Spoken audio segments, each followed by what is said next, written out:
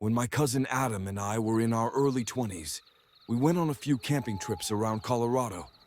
This particular incident took place when I was 22 and he was 23. It was our first time camping in Ural Forest. We both had jobs that allowed us to take weekdays off, and we'd often plan our trips for those days to avoid the weekend crowds. Adam, being an Eagle Scout, was always the one in charge of these trips. I didn't mind. He knew what he was doing. We parked by a picnic area and ventured into the forest. After about 15 minutes of hiking, we found a nice clearing large enough for 2 tents, a portable stove, and a campfire. We set up our tents first.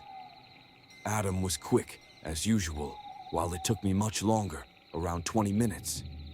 Once our campsite was set up, we started preparing for the fire. Adam brought some fire starter and a lighter, which, as he would say, was a bit of a cheat, but we didn't mind. As the sun started to set, we lit the fire, and Adam began grilling steaks and burgers. He always went all out on the food, and I trusted him to handle the meals. We also kept our bear spray nearby just in case the smell attracted any wild animals, though Adam said it was unlikely. As we ate and enjoyed some beers, we played classic rock on a portable speaker. There's something special about camping with a friend, enjoying the quiet of nature, reminiscing, and just vibing.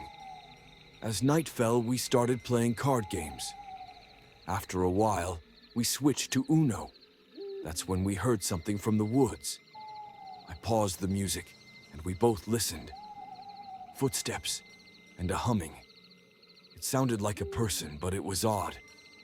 We were deep in the woods, far from any trail.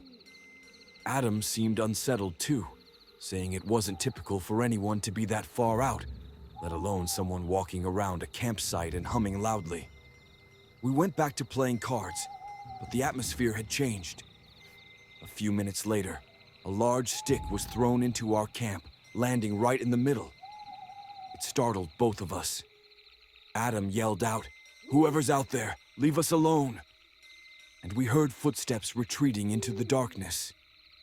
I suggested we pack up and move, but Adam wasn't having it. He said, "Absolutely not. We're not leaving in the dark. Just keep the bear spray close." So we stayed. Over the next few hours, we heard more strange noises, cracking branches and twigs snapping, sounds no animal would typically make. Whoever, maybe multiple people, was out there. They were messing with us. Eventually, we decided to take turns keeping watch. Adam took the first shift while I went to sleep. I woke up later in the night. Something was off. As my eyes adjusted to the darkness, I saw a head looking into my tent. It looked like Adam, so I asked groggily, "Is it my turn to keep watch?" I stared at the head, growing more awake by the second, and then heard the tent zipper quickly close.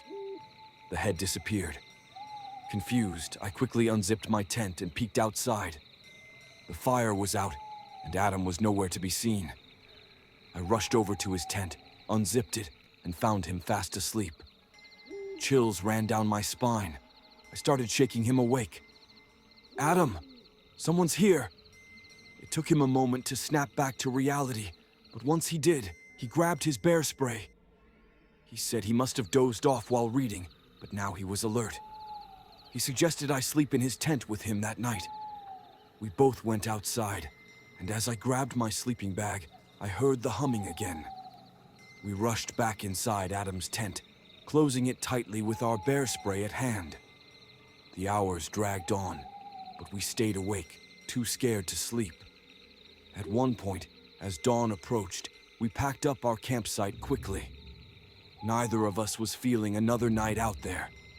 We wanted to be home, away from whatever had been stalking us. It's been 6 years since that night, and though Adam has brought up camping again, I'm just not interested anymore. Something about that night still haunts me. After what happened that night in Ural Forest, I tried to put it out of my mind, but it was impossible. Every time I closed my eyes, I would see that dark figure and hear the eerie humming echoing through my thoughts. I hadn't gone camping since, and Adam, despite how shaken he was, kept bringing up the idea of returning to that forest. He wanted answers. I, on the other hand, was done. But as time went on, I couldn't help but feel guilty for letting fear dictate my actions. Eventually, Adam convinced me to go back. He promised it would be different this time. He'd be prepared, and we'd stay on the main trail. No more camping in the middle of nowhere, just a simple overnight stay. So, after a lot of back and forth, I agreed. The plan was simple. 2 tents, minimal gear, and no unnecessary risks. We drove up to the forest again, taking a different route this time to avoid the area where we'd camped before. There was an uneasy tension in the air, and neither of us mentioned the events from the previous trip. When we arrived, the forest looked different in daylight. There were no eerie hums or creeping shadows, just the peaceful sounds of the wind through the trees and birds chirping. For a moment, I actually felt a sense of calm wash over me. We parked at a small trailhead, unpacked our gear, and set up camp. The first few hours were uneventful. We sat around, made some sandwiches, and swapped stories, much like we did on the previous trip. I couldn't help but feel a sense of nostalgia, back to the days when camping was just a hobby, not something tied to terror. Around dusk, we decided to take a short hike along the trail. Adam led the way, and I followed closely behind. As we walked, we noticed something strange. Someone had been here recently. Broken branches were scattered along the path, and there were odd, circular marks pressed into the dirt, like something heavy had been dragged through. "Do you see that?" Adam asked, pointing at the marks. I nodded, feeling my heart rate increase. "Yeah. What do you think it is?" Adam shook his head. "No clue. Maybe an animal." But something about the marks didn't sit right with me. They were too deliberate, too unnatural. We kept walking, trying to ignore the unsettling feeling building between us. But it was hard to shake the thought that we weren't alone in the forest. By the time we returned to camp, the sun had set. The forest was dark, but it wasn't the usual peaceful nightfall. This darkness was thick, oppressive, like it was suffocating us. The wind picked up, and I could feel a chill in the air.